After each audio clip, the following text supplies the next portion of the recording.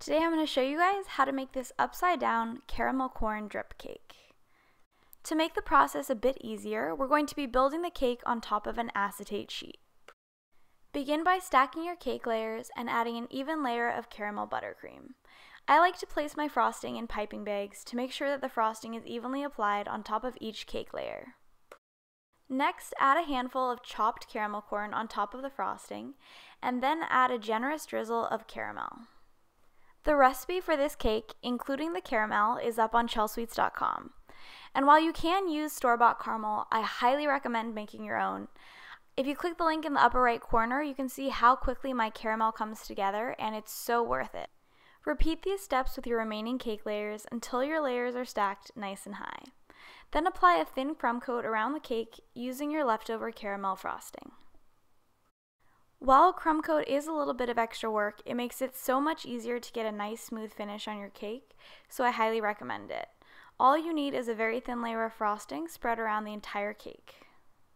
I like to start adding the frosting with an offset spatula and then finish smoothing out my crumb coat using a bench scraper. To see a full tutorial on how to frost a cake with perfectly smooth sides, you can click the link in the upper right corner of the screen. Once the crumb coat has chilled in the freezer for about 10 minutes and is nice and firm to the touch, add a second thicker layer of frosting. Use the same steps as before by first spreading the frosting with an offset spatula and then using a bench scraper to get things really nice and smooth. Allow the cake to chill again in the freezer for about 30 minutes this time, and then using another cardboard round, carefully invert the cake.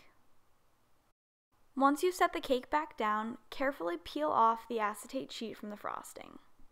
You want to be careful as you do this because you don't want any chunks of frosting to come off, but if you lift carefully, it should come off pretty easily. Next, add on the caramel drip. I always like to do a test drip because if your caramel is too warm, your drips might run too far down the cake, and if it's not quite warm enough, you might not get the length of drips that you're after. So it's really important to do a test drip and adjust as needed to get your caramel to the right temperature to get perfect drips. Once the drips are in place, it's time to chill the cake again for another 30 minutes before flipping the cake upside down. If you don't chill the cake for long enough, the caramel drips will run back down the cake, so this is a super important step. Once the cake is chilled fully, you can go ahead and flip the cake back right side up and carefully peel off the cardboard round from the top of the cake. Then, using some extra buttercream, pipe a large cone of frosting on top of the cake. This is going to be the base of the popcorn pile that we're going to add on top. Next, begin to add the popcorn on top of the cake. Gently press it into the frosting using just enough force to help it stick in place.